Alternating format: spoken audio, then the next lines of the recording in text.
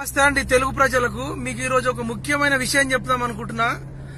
చాలా మంది హార్ట్ అటాక్లు వచ్చినప్పుడు, పక్షవాతం వచ్చినప్పుడు హాస్పిటల్లోకి వెళ్తారు. వాళ్ళు నిమ్స్ లో గానీ యశోదలో గానీ వెళ్తే కోట్ల రూపాయలు వేసి స్టంట్ వేస్తారు. అప్పుడు ఉన్న ఆస్తులన్నీ అమ్మేస్తారు.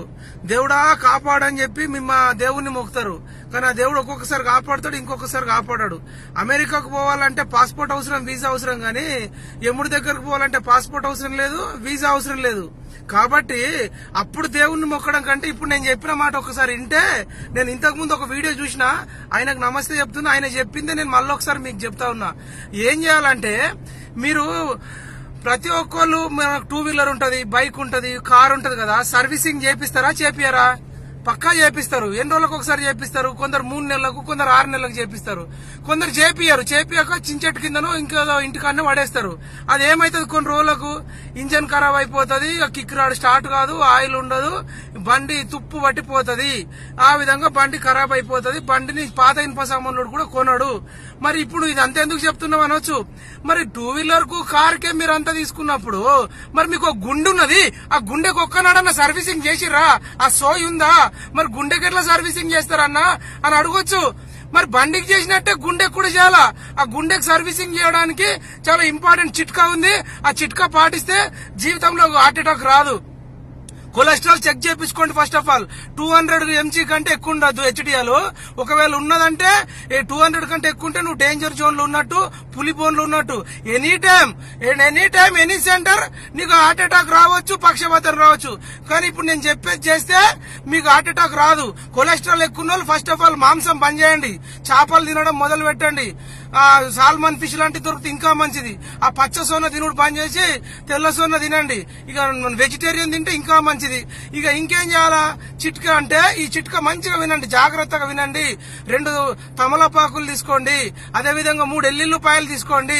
అదేవిధంగా ఒక అల్లంది తీసుకోండి, ఒక చిన్న అల్లం గడ్డ.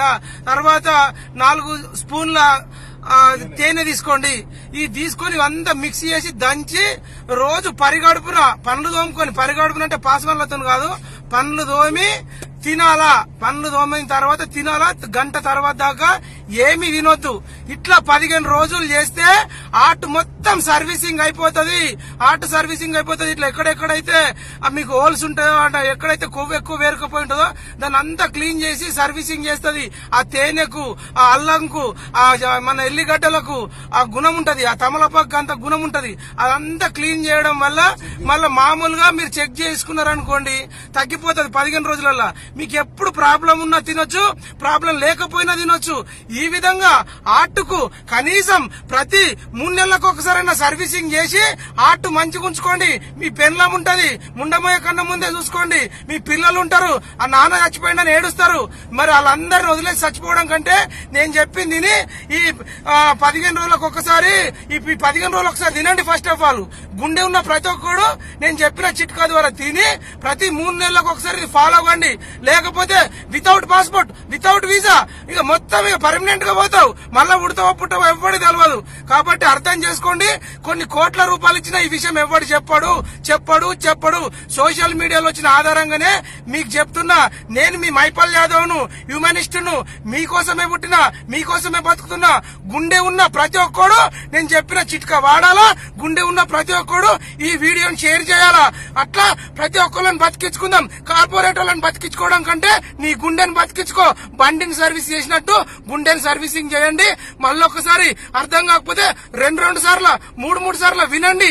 100 మందికి వినిపియండి. ఈ తెలుగు రాష్ట్రాలలో ఇక నుంచి ఎవ్వడు కూడా హార్ట్ అటాక్ తో చచ్చిపోవద్దు, పక్షవాతంతో చచ్చిపోవద్దు. ఈ విధంగా మంచి తెలంగాణ ప్రజలను కోరుకుంటున్నా, అదేవిధంగా తెలుగు ప్రజలను కోరుకుంటున్నా. నాకు ఇంగ్లీష్ లో నెక్స్ట్ టైం ఇంగ్లీష్ లో చెప్తా, హిందీలో చెప్తా. ఇండియాలో ఉన్న అన్ని గుండెలను కాపాడుకునేయాల్సిన బాధ్యత నా పైన ఉంది. మీరు షేర్ చేయాల్సిన బాధ్యత మీ పైన ఉంది. గుండున్న ప్రతి ఒక్కరు కూడా షేర్ చేయాలని కోరుకుంటూ మీ మైపాల్ యాదవ్.